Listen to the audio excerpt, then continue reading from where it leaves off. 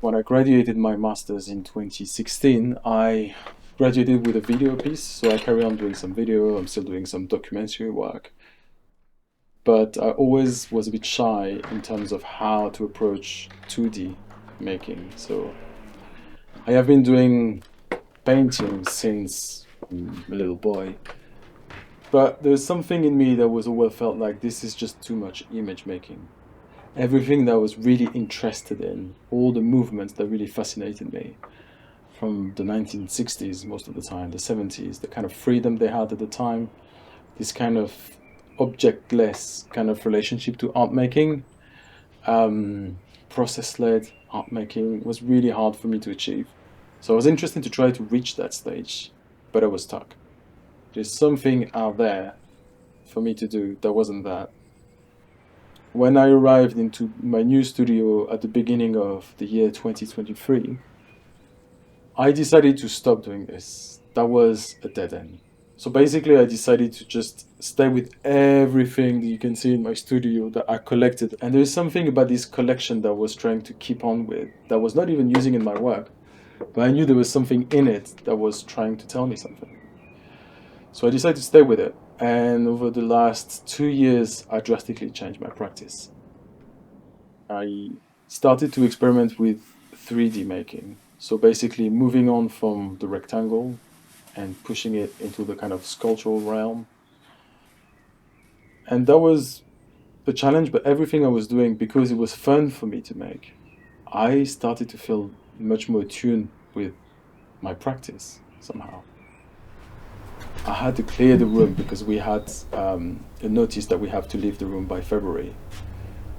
And that was really stressful, but at the same time, a lot of studio emptied around me, so that gave me so much more scope, so many empty spaces to play with. And suddenly, at that very specific moment, the practice just took off. Because it needed that kind of relationship to space, relationship to environment, presence. It's less objects and sculptures than installations.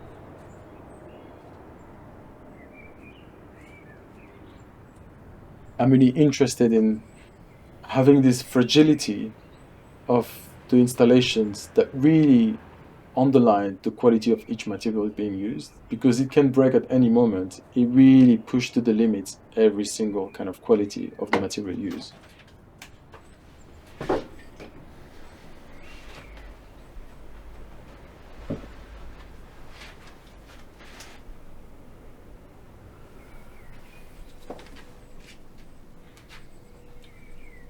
So these ones were fabric leftovers of my previous studio. I started to just basically staple things together, which makes it even more fragile, but it's kind of good enough for the time of the exhibition. The minimalist aesthetic of my work is more like, I would define it more as aesthetic territory than a goal in itself. It's a place where everything happens, but it has to have some kind of precinct for it to happen, and that's minimalism. So I was really interested, for instance, in Lygia Clark's work. I did two different works called After Lygia, so I was kind of taking on Lygia Clark's work and aesthetic for me to kind of go with her. She will become the guide for me to move forward. Again, in the idea that bold shapes, simple forms, will underline more the materiality of the work.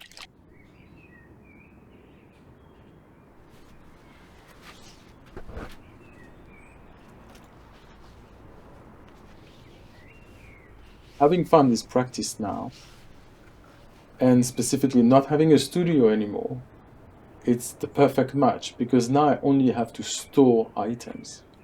And I need to find location and spaces where to make work in order to work. It doesn't feel like I need to come there every day to create paintings, for instance, because this is not what this is about.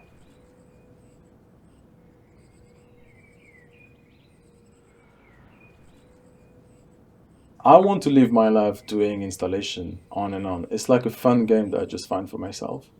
So it's not so much about finding places and making work for it. It's actually finding playgrounds where I can carry on doing things, because if I don't have a space to exhibit ideas around how to make something hang together, how to make something present in the space, do not happen. So now it's a very different way for me to work, and it feels much freer in terms of how to approach art making.